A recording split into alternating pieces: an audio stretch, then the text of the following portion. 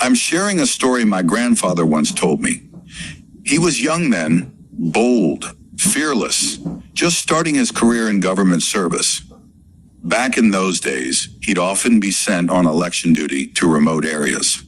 This time, the assignment was in a quiet coastal village near Bay Ridge Island, a place few had heard of and fewer had visited.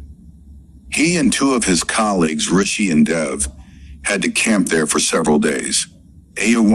No hotels, no homes, just tents. He and Rishi shared one. It was the night before duty began. They stayed up talking late into the night. Suddenly, a strange sound like a low whooshing echoed outside. At first, they assumed it was the sea breeze. But then, it changed. It wasn't wind. It sounded like breathing. Long, heavy, tortured breathing. Like someone in unbearable pain. Rishi laughed it off. Just the ocean, man. Relax. But something about it didn't feel natural to my grandfather. Still, they tried to sleep. Then in the dead of night came the crying. Soft. Desperate. Right outside the tent, he peeked. Rishi was still asleep. He stepped out alone. The moment he did, the crying stopped. Pitch black silence. But then, whispers. Voices. Far off but unmistakable. And there were no houses nearby. No people. Yet the whispers grew louder. Curious and young, he moved toward them. That's when he heard Rishi calling out behind him. Hey, where are you going? He turned, but something hit his chest. Something solid. In the darkness, he reached out and felt a human foot hanging, cold. Still, he froze. It wasn't just one. There were rows of them, dozens, lined up like bodies hanging in the air. Before he could react, Rishi screamed again. He ran, back to the tent, collapsed. Next thing he knew, it was morning. He was lying inside the tent. Rishi and Deb were hovering over him, terrified. He'd fainted. No one had seen him leave the tent. Rishi swore he never called out at night. He'd slept straight through. He said nothing. Tried to convince himself it was a bad dream. That night, they returned from duty exhausted. Slept early.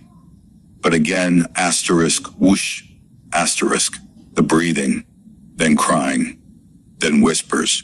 This time he woke Rishi.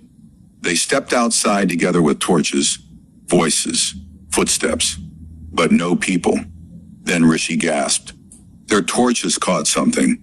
Dozens of bodies, hanging from giant trees. Not just dead, they looked. Tortured. Their heads tilted, eyes bulging, tongues out, blood on their faces. He realized this was what he touched the night before. They turned to run, but something was wrong. The landscape had changed. They weren't near the camp anymore. Instead, a riot. British soldiers, beating villagers with batons, screams, blood, panic. He tried to flee, but no one saw him. He could see them. They couldn't see him. He stumbled, fell, hit his head. When he turned, the hanged bodies were gone. Now they were standing, or rather, floating. All of them, moving toward him.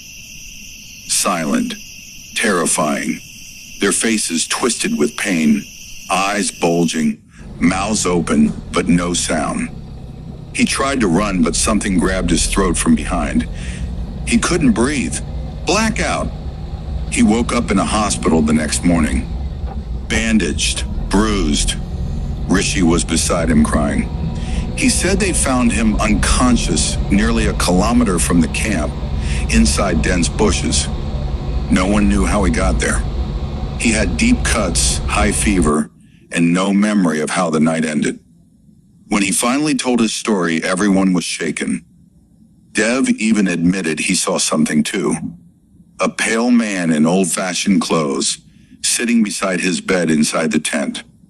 But when he screamed, the man vanished. They had all heard the breathing, the whispers, but dismissed them until that night.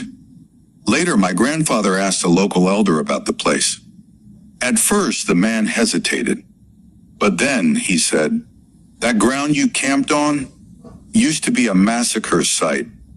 British troops tortured dozens of villagers there, hanged them from trees, burned their homes.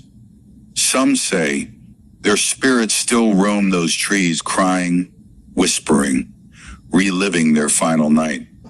My grandfather never went back. Today, the place is full of houses and factories, modern, peaceful, normal. But he still remembers the eyes of those spirits and the cold hands that nearly dragged him away. If you want to hear more real horror stories like this, subscribe to our channel. We upload one every week. And if you like this story, leave a like and share it with someone who loves the paranormal. Thanks for watching, and sleep well tonight.